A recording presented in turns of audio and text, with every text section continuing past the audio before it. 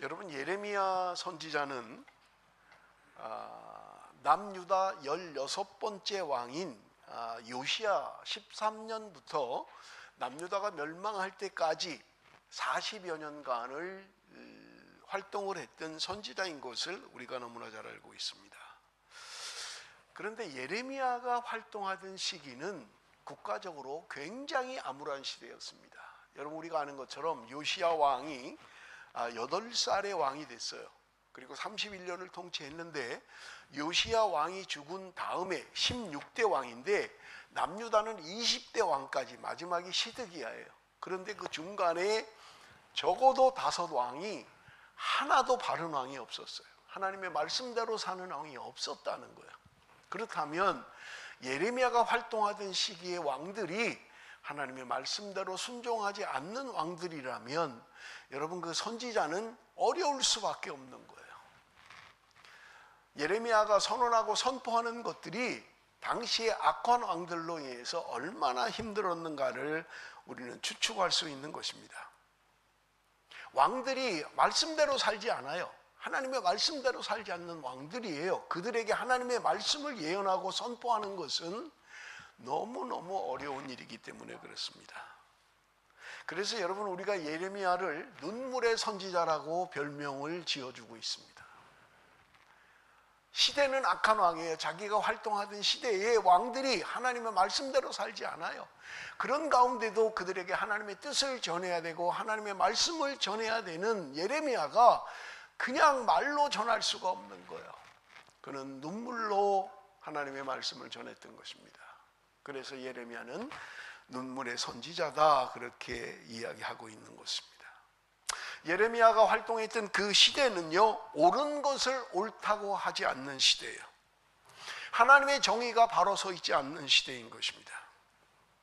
그러니 하나님의 말씀을 전하는 선지자는 얼마나 힘들고 외로웠을까라고 하는 것을 짐작할 수 있는 것입니다. 예레미야 선지자가 활동했던 그 당시에 함께 활동했던 선지자들이 있어요. 스바냐, 나훔, 하박국. 이 소리를 좀 잡아주면 좋겠는데요. 이런 선지자들이 함께 했지만 여러분, 마지막 여호야긴 19대 왕, 그리고 마지막 20대 시드기야 왕 시대에는요, 선지자들이 존재하지 않았어요. 거짓 선지자들은 많았지만 하나님의 선지자들은 활동하지 않았던 것을 우리는 볼 수 있는 것입니다.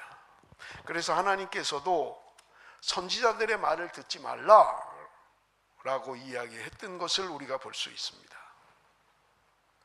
이러한 가운데 여러분, 우리가 예레미야 27장에 보면 하나님의 명령을 따라서 그가 멍에를 맸던 거예요. 여러분, 간혹 성경에는 상징 예언이라는 게 있습니다. 그게 뭐냐면 어떤 모습을 통해서 하나님의 뜻을 나타내는 거예요. 그런데 예레미야가 하나님의 뜻을 받들어서 멍에를 메고 지금 사람들 앞에 다니는 거예요.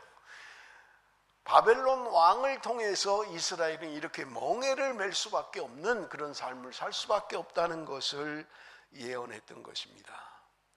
그런데 여러분, 여기 오늘 우리가 아는 것처럼 두 선지자가 등장하지요. 하나냐라는 선지자와 예레미야라고 하는 선지자입니다. 하나냐라는 거짓 선지자는 멍에를 매지 않을 것이다. 너희들이 2년만 기다리면 바벨론 포로에서 돌아오게 될 것이다. 너희들이 잃어버린 것 전부 다 가져오게 될 것이라고 예언했던 것을 우리는 볼 수 있는 것입니다.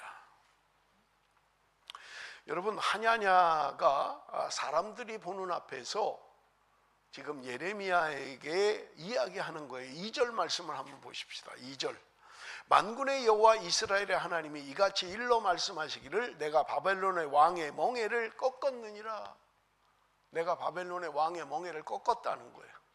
바벨론 왕이 묶고 있는 그 멍에를 그걸 꺾었다고 이야기하는 거예요. 다른 말로 하면 너희들이 바벨론 왕에 의해서 포로로 갈 텐데 그게 이제 곧 꺾일 것이다, 자유하게 될 것이다 라는 것을 이야기하는 거예요.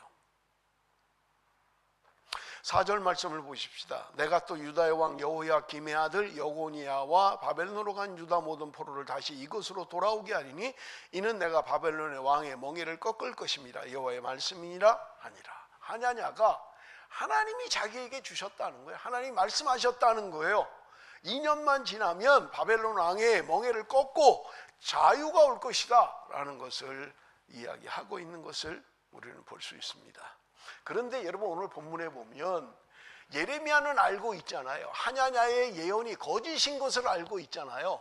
그러면 하냐냐가 그렇게 이야기할 때 당신은 거짓이야, 하나님이 그렇게 말씀하시지 않았어, 당신은 거짓 선지자야 라고 이야기해야 되는데, 오늘 본문에 보면 예레미야는 그렇게 말하고 있지 않는 거예요. 6절에 보면 아멘, 여호와는 이같이 하옵소서 라고 이야기하고 있는 거예요. 좀 이상하죠? 내가 하나님으로부터 받은 게 바른 말씀이에요. 그러면 다른 말을 전하는 선지자가 있다면 당신은 틀린 거야, 그건 하나님 뜻이 아니야, 하나님의 말씀이 아니야 라고 해야 되는데, 예레미야는 오히려 아멘, 그렇게 되기를 원합니다, 하냐냐가 예언한 대로 되기를 원합니다 라고 이야기하고 있는 거예요. 왜 그럴까요? 하냐냐는 2년 만에 돌아올 것이라고 예언하고 있는 거예요. 그러니 예레미야는 하나님이 자기에게 주신 말씀대로 70년 동안 바벨론에 묶여 있을 것이고 포로가 될 것이라는 것을 하나님이 말씀하셨음에도 불구하고 예레미야 마음속에는 하나님의 그 포로의 기간이 단축되기를 원하는 거예요. 그래서 하냐냐가 말하는 게 거짓 예언인 것을 알면서도 그렇게 되기를 원합니다. 그래서 우리 민족이 놓이기를 원합니다 라고 이야기하고 있는 것을 우리는 볼 수 있는 것입니다. 예레미야 선지자의 답변이 끝나니까 하냐냐가 예레미야가 갖고 있던 멍에를 빼앗아서 분질러 버리는 거예요. 하나님께서 이렇게 우리를 자유롭게 할 것이다 라는 것을 이야기하고 있는 거예요. 그래서 여러분, 성경에 보면 예레미야는 그냥 돌아갔다는 거예요. 그런데 13절 말씀 우리 한번 같이 읽어봅니다. 13절 말씀 다 같이 시작.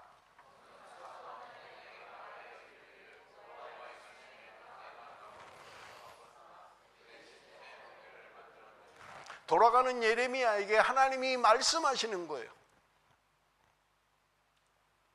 하냐냐는 나무로 된 그 멍에를 꺾어버렸지만 하나님은 이제 쇠멍에를 너희에게 줄 것이다. 꺾을 수 없는, 부러지지 않는 쇠멍에를 너희에게 줄 것이다. 그리고 너는 가서 하냐냐에게 선포해라. 15절 16절 말씀입니다. 하냐냐여 들으라, 여호와께서 너를 보내지 아니하셨거늘 내가 이 백성에게 거짓을 믿게 하는도다. 그러므로 여호와께서 이와 같이 말씀하시되 내가 너를 지면에서 제하리니 내가 여호와께 패역한 말을 하였습니다. 내가 금년에 죽으리라 하셨느니라. 하냐냐는 거짓 예언자였어요. 지금 예레미야에게 하나님의 말씀이 임해서 하냐냐에게 이야기하라는 거예요. 너는 망할 것이다, 너는 죽을 것이다. 여러분, 예레미야가 예언한 대로 하냐냐는 2달이 채 지나지 않아서 죽었다고 성경은 우리에게 말씀해주고 있는 것을 우리가 볼 수 있습니다. 여러분, 오늘 본문을 통해서 우리가 깨달아야 할 것들이 있어요. 왜 거짓 선지자가 그렇게 나타나는 걸까요? 여러분, 우리가 살고 있는 이 시대에는 거짓 선지자가 없나요? 왜 시대마다 거짓 선지자들이 그렇게 나타나는 걸까요? 여러분, 이유는 다른 게 아니에요. 백성들이 원하기 때문이에요. 백성들이 원하기 때문에. 대중과 야합하는 거예요. 저는 그렇게 정치에 관심이 없어서 그런 정치 이런 거를 잘 안 봅니다만은 하도 많이 동영상에 뜨니까. 그런데 전부 다 백성의 뜻을, 백성의 마음을 백성들이 원해서 다 그래요. 여든 야든 다 안 가려요. 다 백성들이 원하는 거 한다는 거예요. 정말 그들은 백성을 원하는 거 하는 거예요? 자기의 욕심, 자기의 자리, 자기의 명예, 자기의 유익을 따라서 하는 거 아니에요? 말은 백성을 위해서 한대요. 백성들의 뜻이래요. 백성들의 마음이라고 이야기해요. 그런데 정말 백성을 위해서 하느냐 하는 것입니다. 그저 대중들이 듣기 좋은 소리 하는 거예요. 저 사람은 백성을 위해서 하는 거구나. 정말 백성의 뜻을 따라가는 사람이구나. 왜 거짓 예언자들이 나타납니까? 백성들이 듣기 좋아하니까 그러는 거예요. 너희들이 바벨론으로 끌려가면 70년 동안 포로가 될 거야 라고 하는 말보다는 2년만 있으면 돼. 그러면 돌아올 수 있어. 하나님이 나에게 그렇게 말씀하셨어 라고 한다면 듣는 백성 입장에서는 어느 걸 좋아할 거냐는 거예요. 그래? 2년만 지나면 되는 거야? 그까짓 거 2년 버티면 되지 뭐. 요즘은 군대 생활 2년도 안 한다 그러더라고요. 저는 3년을 했는데 33개월 보름을 군대 생활을 했어요. 그런데 그때 군대 가니까 선배들이 고참들이 하는 말이 있더라고요. 아무리 훈련이 어렵고 아무리 군대가 힘차고 기합을 받고 해도 국방부 시계는 돌아간다 그러더라고요. 그게 뭐냐면 힘들고 어려워도 시간 지나면 나 제대한다는 거예요. 나 제대한다는 거예요. 내 제대는 정해져 있다는 거예요. 33개월 보름 나 정해져 있다는 거예요. 이것만 지나면 난 자유의 몸이 되는 거예요. 24개월 나는 이것만 지나면 나는 돌아가는 거야. 내 가정으로 돌아가고 내 나라로 돌아가는 거예요. 그러니 백성들 마음속에 여러분 한번 생각해 보세요. 70년이라는 가정을 해보세요. 내가 살아서 내 나라로 돌아가기는 틀렸구나 그럴 거 아니에요. 대부분의 사람들이, 아주 어린 사람들 아니면 대부분의 사람들은 그 안에 죽는 거예요. 그러니 그런 이야기를 할 때 내가 살아서 조국에 돌아가긴 틀렸구나 라고 생각을 할 거예요. 그런데 2년 만에 돌아올 것이라고 하는 이야기를 하는 사람의 이야기를 들으면 2년? 견디지 그까짓 거 2년 겨울만 2번 가면 되는데 하는 거야 그냥 버티다가 돌아가면 되지라는 희망을 주는 거예요. 헛된 희망이지만 잘못된 것이지만 백성들이 원하는, 대중들이 원하는 이야기를 하고 있다는 말입니다. 달콤한 거예요. 그래서 제가 설교를 준비하다가 만든 말이 있어요. 이단의 말이 자신의 욕심과 결탁되면 우리는 유혹을 받게 되어 있습니다. 이단의 말이 내 욕심하고 맞아떨어지면 유혹이 온다는 거예요. 그리고 잘못된 예언이 마치 잘된 것처럼, 그게 맞는 것처럼, 맞기를 원하는 거예요. 여러분, 마귀가 역사하는 게 어떻게 역사할까요? 언제나 똑같습니다. 하나님의 말씀을 가지고 유혹하는 거예요. 여러분, 최초로 유혹을 받았던 하와를 보십시오. 하나님이 분명히 말씀하셨어요. 먹으면 죽는다라고 이야기하셨다고요. 너희가 동산 중앙에 있는 열매를 먹으면 죽어 라고 하나님은 말씀하셨는데, 마귀가 유혹한 건 뭐예요? 아니야, 안 죽어. 괜찮아. 여러분, 마귀가 오늘 역사하는 방법은요, 반드시 하나님의 말씀과 대적합니다. 하나님의 말씀이 아니라는 거예요. 가끔 동영상을 보면 성경적이지 않은 걸 가지고 성도들을 유혹하는 거예요. 그렇게 기도하지 않아도 돼. 하나님이 다 아신다 그랬는데 꼭 굳이 기도 안 해도 하나님은 아실 거야. 그렇게 말씀 안 해도 돼. 순종이 중요하지. 말씀이 중요해? 백날 읽으면 뭐해? 순종이 중요한 거지. 그런 사람 쳐놓고 순종하는 사람을 못 봤어요. 하나님의 말씀에 성경 읽지 말라고 했나요? 기도하지 말라고 했나요? 모이기를 패하라고 했나요? 성경은 그렇게 말한 적이 없어요. 그런데 하나님의 말씀을 자꾸 왜곡해서 뒤집어 놓는 거예요. 그러면 왜 우리는 그걸 좋아할까요? 그게 편하니까. 그게 편하니까요. 성경 읽는 것보다 안 읽는 게 편하니까. 기도하는 것보다 기도 안 하는 게 편하니까.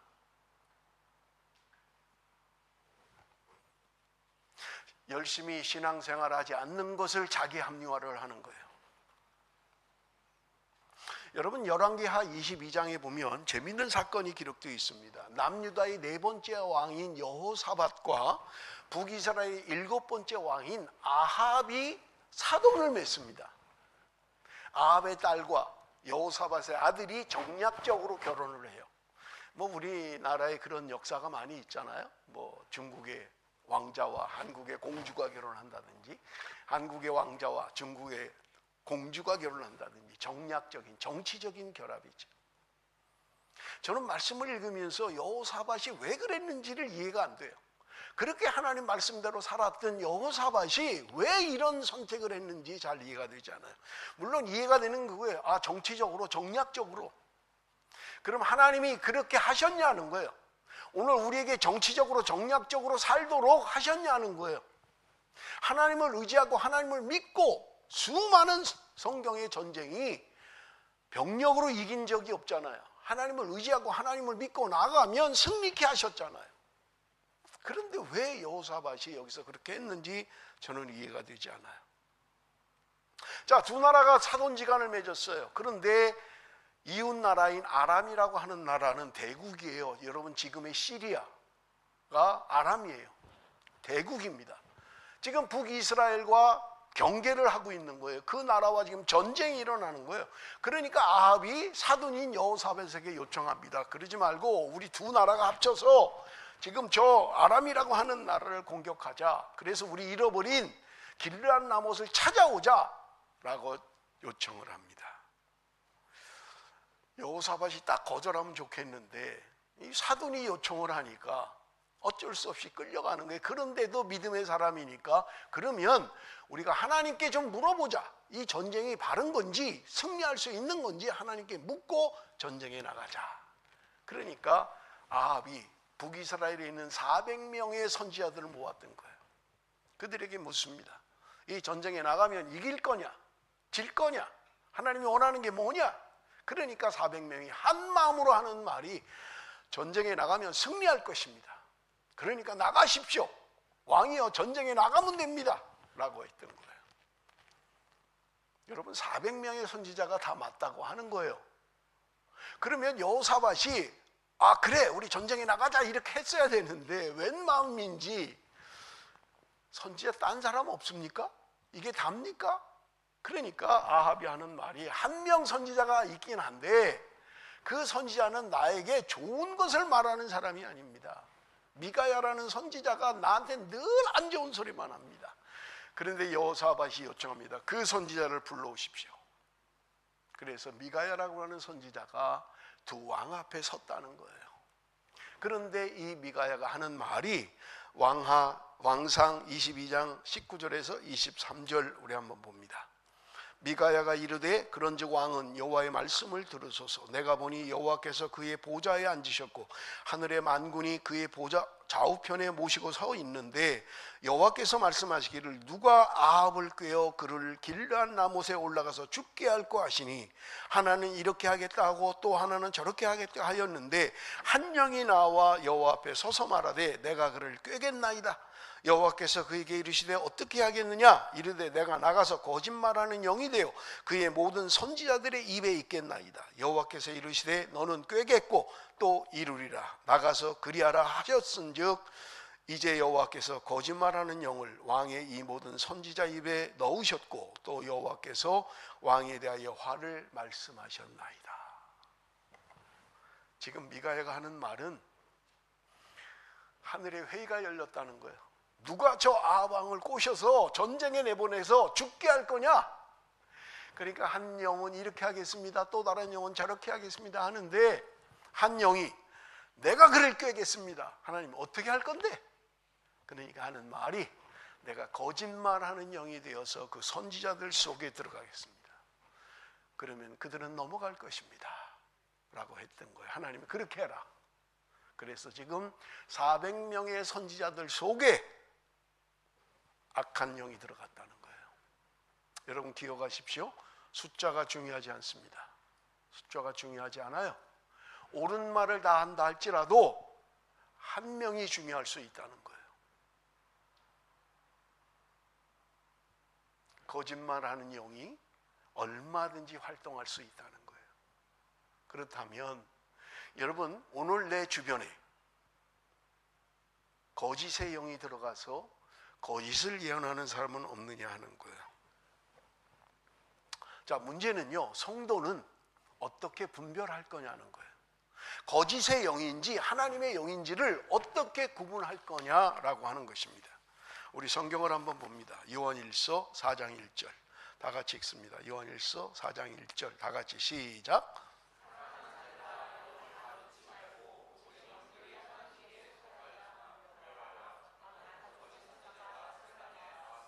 자, 보세요. 영을 다 믿지 말라는 거예요. 오직 영들이 하나님께 속했는가 분별하라고 이야기하고 있는 것입니다. 거짓 선지자들이 세상에 나왔습니다. 이 땅에 거짓 선지자들이 많다는 거예요. 그러니까 너는 분별해야 돼. 그가 하나님께 속한 영인지 마귀에게 속한 영인지 너는 구분해야 돼 라고 말씀하고 있는 거예요.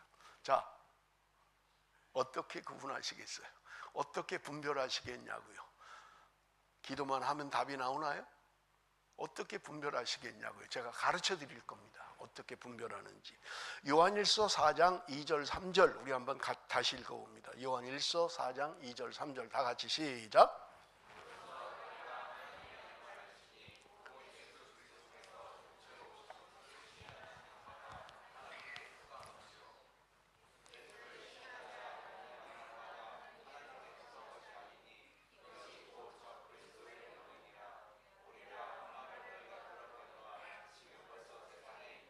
자, 구분하는 첫 번째 방법이 뭐냐? 예수가 육체를 입고 이 땅에 오신 것을 인정하면 하나님의 영이라는 거예요. 그런데 예수가 육체로 오신 것을 부인하면 마귀의 영이라는 거예요. 이것으로 구분할 수 있다는 거예요. 그러면 여러분, 아니 예수님이 육체로 온 걸 부인하는 사람들도 있나? 있어요. 초대교회도 있을 뿐만 아니라 지금도 있습니다. 지금도 있어요. 성경에 말하고 있는 예수 그리스도에 관한 탄생, 그리고 그의 삶, 그리고 죽으시고 부활하신 것, 이거 안 믿는 사람들도 있어요. 여러분, 정신을 안 차리면요, 대한민국의 메이저 교단 가운데 신학교에서 그렇게 가르쳐요. 예수의 부활은 생물적 부활이 아니라는 거예요. 신앙으로만 부활이 있다는 거예요. 이게 무슨 말이에요? 예수 부활하지 않았다는 거예요. 근데 그게 한국의 메이저 교단 신학교에서 가르치는 거라니까요. 그 신학교에서 배운 목사들이 뭐라고 말을 할 거예요? 학교에서 그렇게 배웠는데. 그런데 그걸 따라간다고요? 뭔지도 모르고? 여러분, 지금도 예수의 부활을 말하지 않는 사람들이 있어요. 안 믿어요, 목사가. 근데 무슨 신앙이에요, 도대체 그건? 예수의 탄생을 믿지 않아요. 처녀 탄생을 믿지 않는다고요. 그래서 뭐 별 희귀한 소리가 다 나오잖아요. 예수가 마리아와 육체적으로 그래서 낳은 게 예수다. 여러분, 세상은요, 잘못된 이론을 이야기하는 사람들이 너무나 많아요. 여러분, 내가 분별하지 않으면요, 엉터리 신학을 따라가는 거예요. 이게 첫 번째 분별하는 방법이에요. 여러분 보세요. 요한일서 4장 4절 5절 우리 한번 봅니다. 자녀들아, 너희는 하나님께 속하였고 또 그들을 이기었나니 이는 너희 안에 계시니가 세상에 있는 자보다 크심이라. 그들은 세상에 속한 거로 세상에 속한 말을 하매 세상이 그들의 말을 듣느니라. 우리가 하나님께 속해 있다면 여러분, 우리 안에 계신 이가 세상에 있는 것보다 크기 때문에 우리는 이미 이겼다는 거예요. 그런데 여러분 5절 보세요. 그들은 세상에 속한 거로 세상에 속한 말을 하매 세상이 그들의 말을 듣느니라. 그들은 누구예요? 마귀에 속한 자들이에요. 마귀에 속한 자들은 세상에 속한 말을 한다는 거예요. 세상의 말을 한다는 거예요. 그래서 세상이 그 말을 듣는다는 거예요. 그렇다면 여러분, 저는 묻겠습니다. 여러분이 일주일을 살아가면서 누구의 말을 듣습니까? 누구의 말을 들어요? 아니, 누구의 말을 해요? 내가 하는 말이 하나님의 말씀인지 세상의 말인지, 그래서 세상이 내가 하는 말을 좋아하는지, 내가 하는 말을 세상의 말이라면 세상은 좋아할 거예요. 하나님의 영에 속한 사람은 하나님의 말씀을 해야 될 거 아니에요. 그렇잖아요. 하나님의 말씀이 중요한 거죠. 하나님의 말씀이 아닌 세상의 말이 아무리 현란하고 아무리 논리적이고 아무리 대단해도 세상의 말이라면 그것은 하나님의 뜻이 아니에요. 하나님 말씀 아니라고요.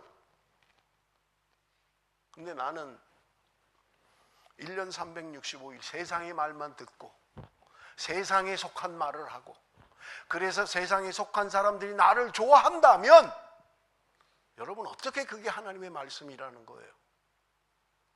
내가 하는 말 속에 하나님의 말씀이 얼마나 들어있냐고요.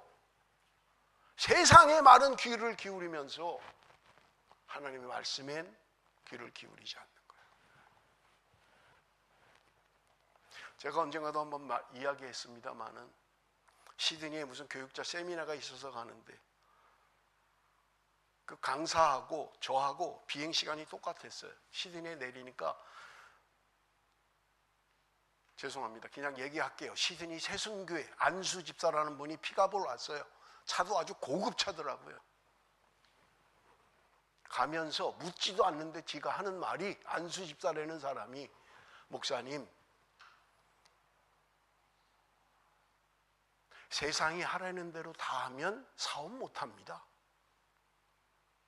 내라는 거 다 내고 그렇게 해갖군요, 사업이 안 됩니다. 아니, 누가 묻기를 해서 왜 가면서 목사들한테 그 소리를 하냐고요. 마치 정당한 것처럼, 자기가 옳은 것처럼 내라는 거 다 내고 세금 다 내고 사업 못합니다. 맞아요? 세금 제대로 내고 사업하는 사람은 없나요? 이 땅에 그리스도인들이 바르게 사는 사람이 없어요? 그래서 그 말을 다 믿는 거예요? 그래서 다 그렇게 받아들이는 거예요? 그렇게 다 따라가느냐고요?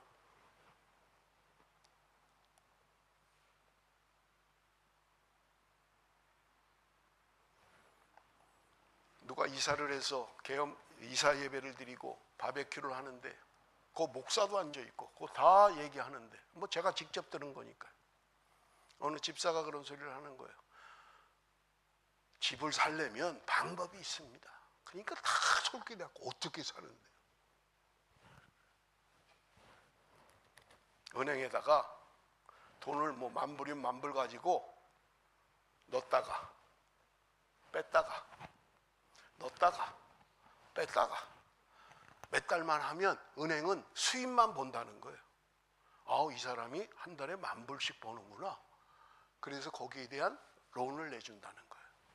근데 자기는 5,000불밖에 안 되는데, 자기 수입이 5,000불밖에 안 되는데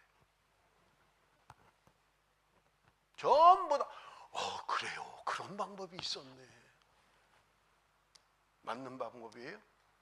옳은 방법이에요? 하나님의 말씀이에요? 왜 세상의 말을 따라가려고 하는 거예요? 왜 나는 세상의 말을 좋아하냐고요? 그들은 세상에 속한 고로 세상에 속한 말을 하며 세상에 그들이 말을 듣느니라. 세상은 듣고 있다는 거예요. 여러분, 나는 어떤 말을 듣고 있나요? 6절 말씀 우리 한번 같이 읽어봅니다. 6절 말씀 다 같이 시작.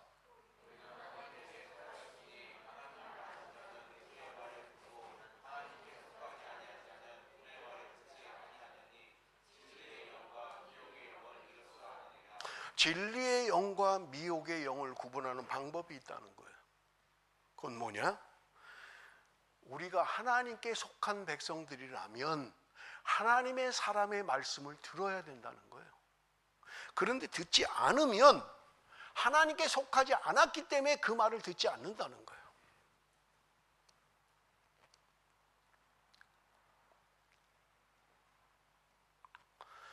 여러분, 나는 무슨 말을 따라갑니까? 무슨 말을 좋아합니까? 요한일서 2장 15절 16절 제가 읽겠습니다. 이 세상이나 세상에 있는 것들을 사랑하지 말라. 누구든지 세상을 사랑하면 아버지의 사랑이 그 안에 있지 아니하니 이는 세상에 있는 모든 것이 육신의 정욕과 안목의 정욕과 이생의 자랑이니 다 아버지로부터 온 것이 아니요 세상으로부터 온 것이니라.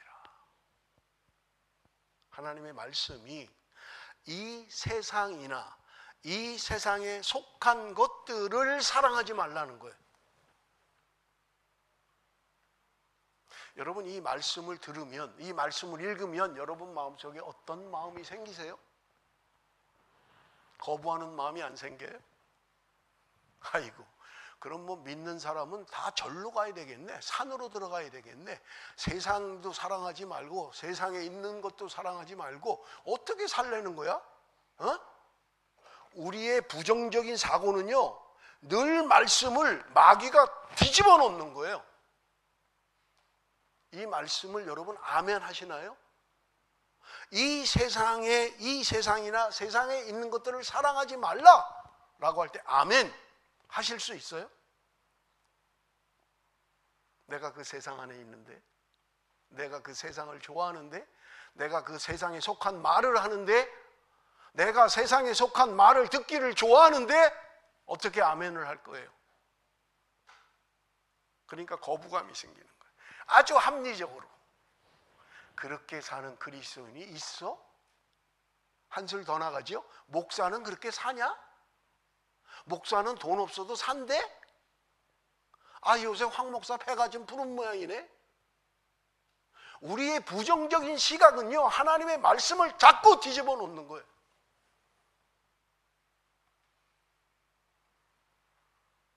왜 그래요? 왜 세상을 사랑하면 안 된대요? 왜 세상에 있는 것을 사랑하면 안 된대요? 아버지께로부터 온 것이 아니라 세상으로부터 온 것이기 때문에 그렇다는 거예요. 말씀을 듣고 여러분 안에 자꾸 반감이 일어나면 여러분 회개해야 돼요. 제가 일부 예배 때도 말씀을 드렸어요. 여러분, 말씀을 들을 때 다른 것을 자꾸 핑계하지 마세요. 아이고, 목사는 그렇게 사냐? 지도 못 살면서 뭘 우리한테 얘기해? 이건요, 말씀을 마귀가 내 안에서 뒤집어 놓는 거예요. 목사가 그렇게 못 살아도 상관없어요. 목사의 말이 진리고 목사의 말씀이 하나님의 말씀이면 아멘 하는 거예요. 그냥 나는 그걸 따라가면 되잖아요. 목사의 말을 따라가지 말고, 목사의 삶을 따라가지 말고 하나님의 말씀을 따라가라고요. 나를 핑계로 자꾸 하지 마세요. 아니, 모든 그리스도인들이 그렇게 살아? 아이고 참, 세상에 나는 그런 사람을 못 봤네. 마귀가요, 우리의 마음을 뒤집어 놓는 거예요, 자꾸.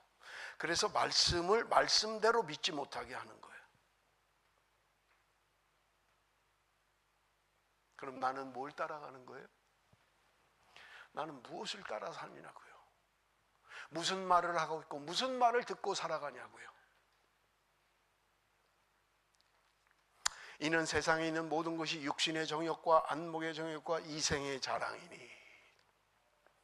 육신의 정욕을 따라갑니다. 우리 안에는요, 우리의 육체 속에는요, 식욕도 있어요. 탐심이죠. 여러분, 식욕이 죄가 아니에요. 식욕이 없으면요, 먹질 못하잖아요. 그러나 탐심, 음식에 대한 과도한 욕심, 이건 죄예요. 성욕, 여러분, 성욕이 없으면 어떻게 결혼하고 부부 생활을 해요? 하나님이 주신 우리에게 좋은 것들이, 그런데 이것이 과해지고 하나님의 말씀을 벗어난 성욕, 다른 여자, 다른 남자를 통해서라도 내 성적인 욕구를 채우려고 한다면 그건 죄라는 거예요. 지금 안목의 정욕, 뭔가 명예심이 높아지길 원하고 내가 다 높은 자리에 올라가서 이생의 자랑하고 싶은 거예요. 나는 이런 사람이야, 나는 이런 사람이야. 이러한 것들이 다 세상으로부터 온 것이라는 거예요. 여러분, 저도 자유롭진 않아요. 우리 큰애가 9개월 만에 걸었어요.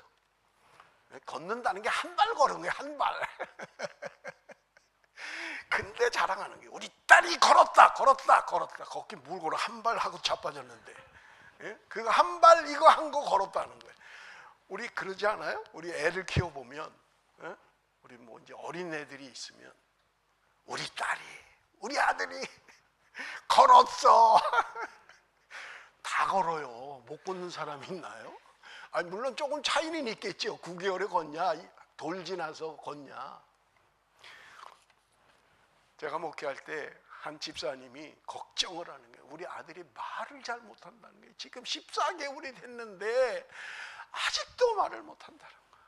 제가 그래서 집사님, 조금만 기다리면 제가 아주 유창하게 말할 겁니다. 아주 듣기 싫을 정도로 말할 거니까 걱정하지 마세요. 아니나 달라요. 조금 지나니까 얘가 입이 터지니까요, 막 괴로울 정도로 엄마 아빠한테 묻나. 엄마 이거 뭐야.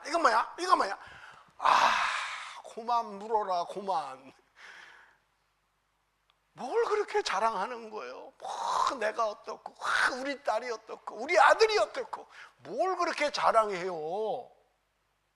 다 그렇게 사는 거지. 여러분, 오늘 우리 속에 세상을 향한 것들이 없지 않냐는 거예요. 세상을 따라 살지 않습니까? 세상의 것들을 자랑하지 않습니까?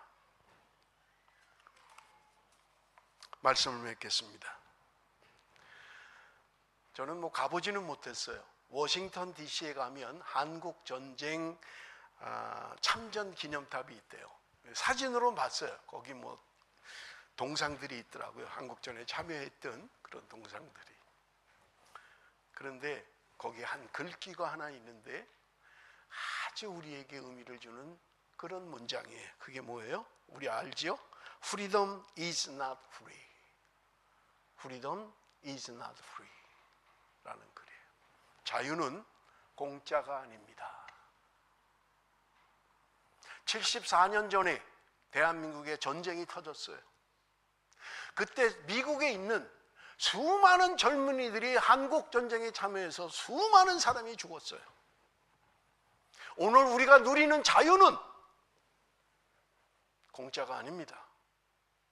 공짜가 아니에요. 오늘 내가 신앙 안에서 자유를 누리는 것은 공짜가 아니에요.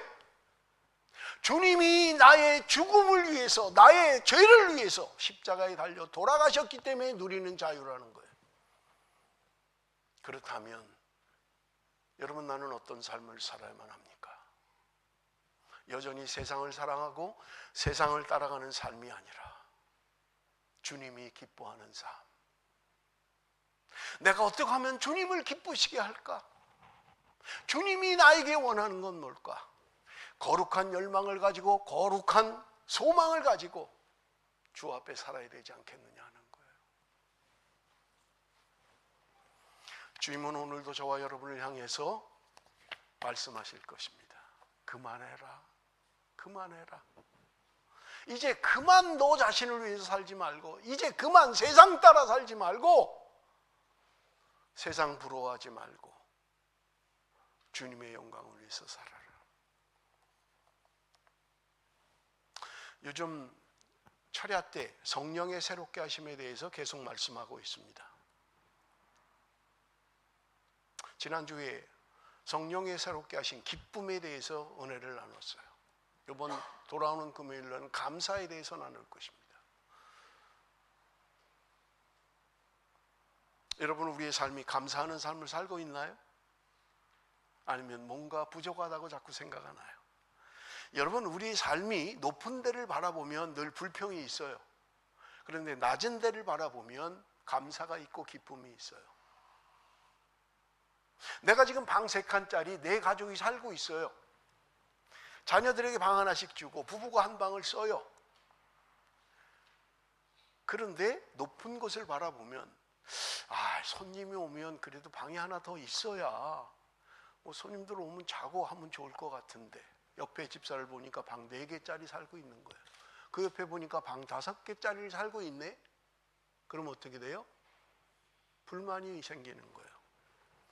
아니, 당신은 뭐 한다고 돈도 못 벌어가지고 맨날 우리 3칸짜리 사냐? 돈 좀 벌어봐라. 우리 4칸, 5칸짜리 좀 살아보자. 그러잖아요? 그럼 불만이 오는 거예요. 어느 날 친구 집 가니까 방 2칸짜리에 살고 있는 거예요. 똑같이 4인 가족인데 애들이 방 하나씩도 못 줘서 2층 침대를 놓고 살고 있는 거예요. 그런 걸 보면 어떨 것 같아요? 감사하지 않아요? 아유, 저 집보다는 내가 낫다. 방 2칸짜리 사는 사람보다 내가 그래도 좀 낫네 할 거잖아요. 높은 데를 바라보면 불만이 생기지만 낮은 데를 바라보면 감사가 생기는 거예요. 제가 살고 있는 집이 아주 오래된 집이에요. 그러니까요, 이게 문틈이 벌어지고 바람이 들어오고, 이 겨울에 요즘 뭐 아시죠? 새벽에 영하 3도, 영하 4도 내려가요.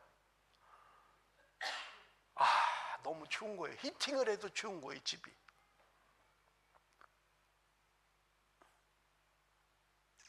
바람이 안 들어오는 집에 살면 참 좋겠다 할 수 있죠. 그런데 저는요, 그럴 때마다 생각하는 게 있어요. 이렇게 추운데 노숙자들은 어떻게 살까? 집도 없는 사람들, 제대로 잘 방도 없는 사람들, 노숙자들은 어떻게 살까? 자주 그런 생각을 하지는 못합니다. 내 안에 불평이 생기려고 할 때마다 나는 그래도 행복한데. 여러분, 높은 데를 바라보면 불만이 생깁니다. 그러나 낮은 데를 바라보면 감사가 나오는 거예요. 여러분, 지금 내 환경과 처지를 높은 데를 자꾸 바라보지 마십시오. 낮은 데를 자꾸 바라보십시오. 내 남편이 능력이 있었으면 좋았을 텐데, 내 아내가 좀 더 낫으면 좋았을 텐데. 그냥 자족하는 신앙이 되십시오. 철야 때 나눈 거예요. 자족하는 신앙. 내가 스스로 만족하고 감사하는 거예요. 지금 내 남편, 지금 내 아내, 지금 내 자녀들, 지금 내가 살고 있는 환경, 내가 지금 살아가는 방식 감사하십시오. 자족하는 신앙이 되십시오. 높은 데를 바라보고 자꾸 따라가려고 하면 힘만 듭니다. 고생만 하는 것 같아요. 나는 언제까지 이 고생을 해야 되나 할 것입니다. 사랑하는 성도 여러분, 자족하는 신앙으로 감사하며 사십시오. 하나님이 오늘 저와 여러분에게 원하시는 것입니다. Freedom is not free. 오늘 우리의 신앙은 공짜가 아닙니다. 주님이 우리에게 원하시는 것이 있습니다. 기도하겠습니다.